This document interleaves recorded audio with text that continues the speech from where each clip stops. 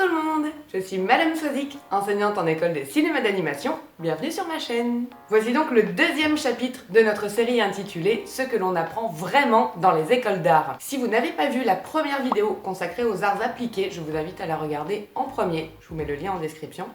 Aujourd'hui, nous allons parler des écoles d'art plastique. Ça vous dit? Allez, c'est parti. Petit 2. Les artistes plasticiens. L'art pour l'art. Quand vous êtes un artiste plasticien, vous êtes un artiste auteur. Vous exposez votre travail dans des musées, dans des galeries, dans des foires, et vous vendez vos œuvres à des collectionneurs d'art ou à des commanditaires. Vous ne travaillez pas pour une industrie. Vous développez une forme d'art qui vous est propre et qui n'a pas besoin de répondre aux contraintes des industries. Donc ça peut concerner le dessin, la peinture, la sculpture, la vidéo, l'installation, la performance, mais aussi la photographie, la bande dessinée ou encore le textile par exemple. Quand vous êtes un artiste plasticien, vous êtes un artiste indépendant. Mais cette fois, on ne dira pas que vous êtes un freelance. Vous êtes un artiste indépendant et vous travaillez chez vous ou bien dans un atelier. Cette fois, vous êtes au cœur du projet. Le projet, c'est votre œuvre. Et autour gravitent des acheteurs, des collectionneurs, des commanditaires et des diffuseurs, des exposants, les musées, les galeries, tout ça. Il n'y a pas nécessairement de contrainte de budget.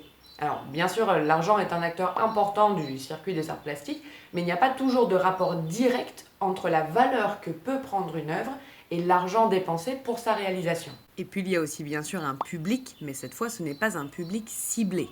Donc là, vous allez penser, ah bah voilà, là je vais pouvoir faire ce que je veux alors. Oui, mais à certaines conditions quand même. Les arts plastiques sont avant tout des démarches intellectuelles. Et là aussi, on va vous demander de beaucoup réfléchir et d'élaborer des pistes de travail en faisant des choix pertinents et cohérents. Donc dans les écoles d'art plastique, et c'est ça d'ailleurs qu'on appelle aussi les écoles de beaux-arts, vous aurez des cours techniques, parfois même très académiques, en fonction de la discipline que vous avez choisie.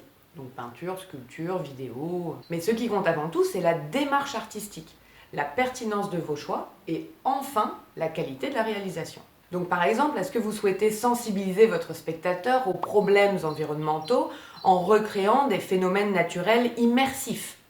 Est-ce que vous souhaitez mettre en évidence les inégalités que la société de consommation continue de creuser entre les pays du Nord et ceux du Sud, ainsi que l'esclavagisme moderne qui en découle?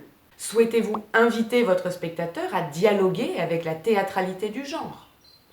Vous aurez aussi des cours plus universitaires, tels que de la philosophie de l'art, de l'anthropologie, de la politique, ou encore par exemple de la généalogie et topographie de la pensée contemporaine. On vous demandera d'imaginer votre relation au monde, ou encore de plancher sur la question des mutations urbaines. Alors il y a des tas d'artistes plasticiens qui cherchent aussi à avoir une portée plus ludique et accessible à tous dans leur démarche, mais justement ce sont souvent des artistes qui viennent plutôt d'un milieu arts appliqués.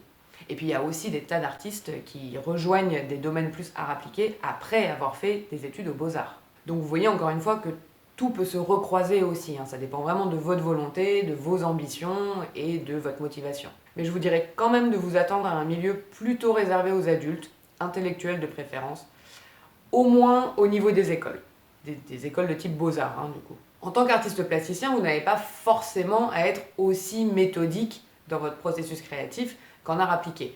Mais vous allez quand même mettre en place des étapes de travail, une façon de faire et d'élaborer votre travail. Parce que c'est pas le tout d'avoir des cours en philosophie de l'art et en anthropologie, mais encore faut-il savoir transformer toutes ces informations en projets artistiques. Donc là encore, une école vous permet de mettre en place et de tester des processus créatifs qui vous sont propres. En plus de votre travail plastique, on vous demandera d'écrire des textes expliquant votre réflexion, votre démarche et les choix que vous avez faits en conséquence.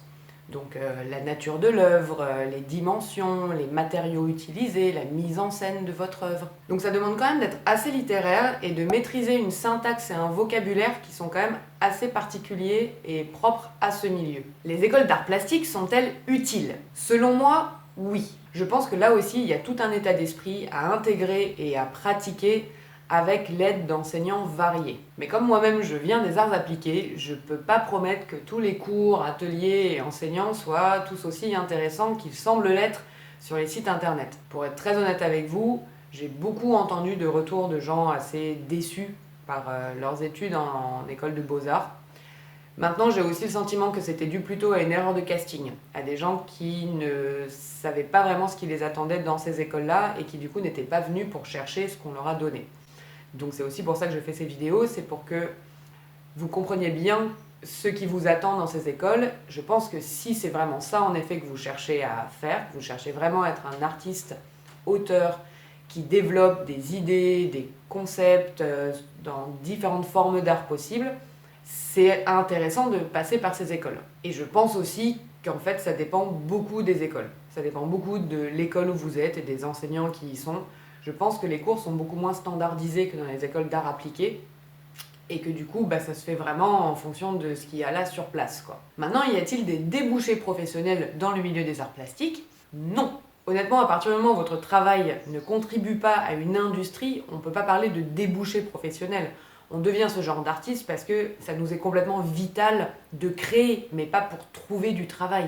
Alors bien sûr, il y en a des artistes plasticiens qui gagnent très bien leur vie, voire qui font carrément fortune, mais ça reste quand même vraiment des exceptions. Et d'ailleurs, ça peut aussi donner lieu à beaucoup de compétition et de rivalité entre les artistes, parce qu'il n'y a clairement pas de la place pour tout le monde. Et donc ça peut aussi être assez difficile de gagner votre vie uniquement avec vos propres projets et vos propres œuvres. Donc c'est une orientation artistique qui personnellement me semble fascinante, mais qui reste néanmoins quand même assez risquée et dans tous les cas assez instable financièrement. Si vous êtes intéressé et que vous voulez en savoir un petit peu plus sur le milieu des arts plastiques, des beaux-arts, je vous recommande 2 chaînes YouTube.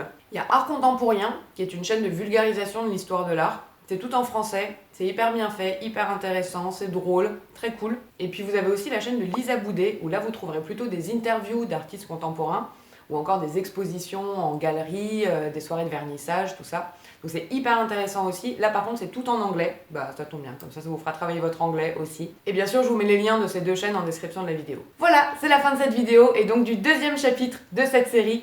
Merci à tous ceux qui sont déjà arrivés jusqu'ici. Si c'est votre cas, vous allez me mettre un petit emoji palette en commentaire de la vidéo, comme ça je vous reconnaîtrai. N'hésitez pas à liker, voire à partager la vidéo si elle vous a été utile, et n'hésitez pas à partager votre expérience ou à poser vos questions en commentaire. Et moi je vous dis à bientôt pour le 3e chapitre de cette série qui sera cette fois consacré aux artistes entrepreneurs. Ciao ciao!